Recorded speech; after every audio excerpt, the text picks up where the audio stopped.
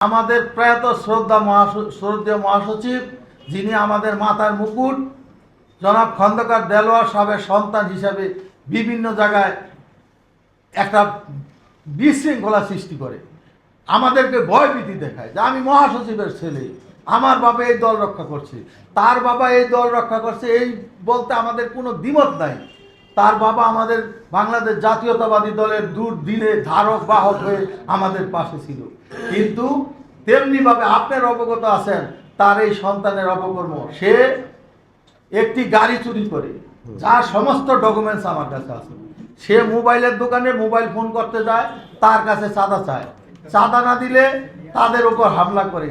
তার এই দখল জবরদখলের বিরুদ্ধে ইতিপূর্বে 4টি দ্রুত বিচারে মামলা হয়েছে, সমস্ত ডকুমেন্ট আমার কাছে আছে। সে প্রায় দিনই আমাদের মার্কেটের আন্ডারগ্রাউন্ডে নেশা করে।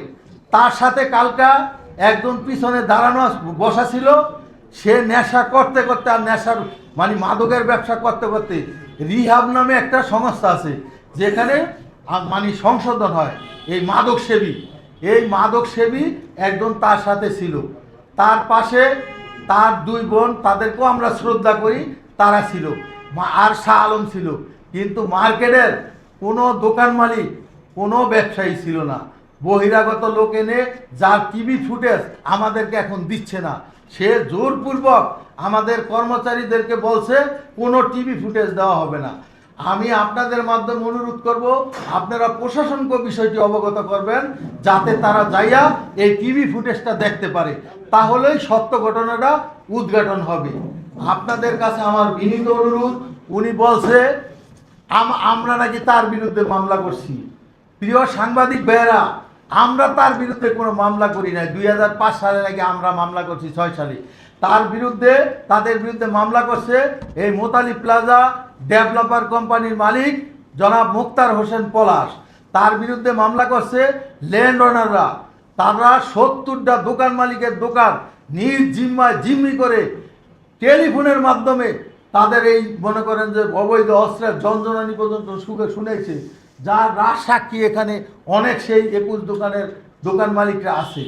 এবং এখনও সেই একই কায়দায় সে নিজের এই দোকান মালিক সমিতির কখন দাবি করে সভাপতি, কখন দাবি করে আহ্বায়ক, এবং আমাদের দলের সম্মানিত সিনিয়র নেতৃবৃন্দের নাম ব্যবহার করে আমাদেরকে অকথ্য ভাষায় গালিগালাজ করে মেরে ফেলার হুমকি দেয়। আমাদের ইতিপূর্বে আপনারা চিনেন ছাত্রলীগের ওয়াদুদ খুকুন ছিল।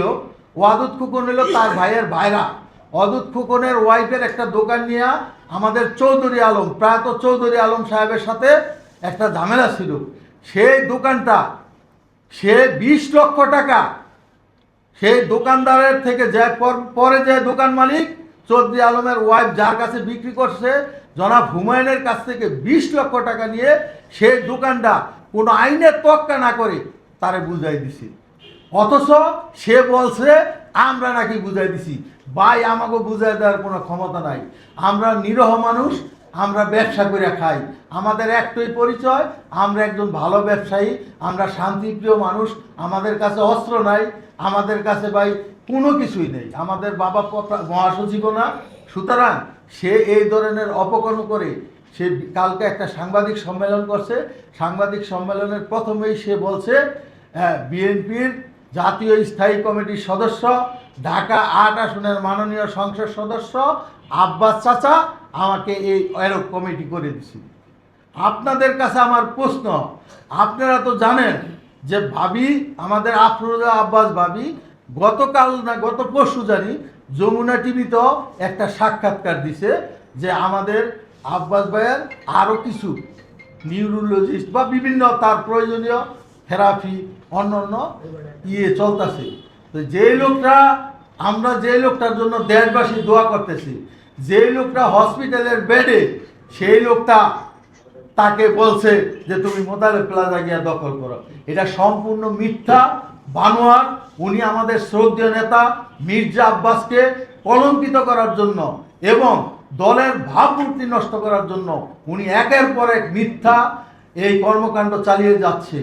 আমি আপনাদের মাধ্যমে মাননীয় প্রধানমন্ত্রী মহোদয়, মাননীয় স্বরাষ্ট্রমন্ত্রী মহোদয় এবং অন্যান্য মন্ত্রণালয়ের মন্ত্রী মহোদয়, বিভিন্ন আইন সংস্থা, ডিজিএফআই সবার কাছে অনুরোধ করব, ওকে থামান।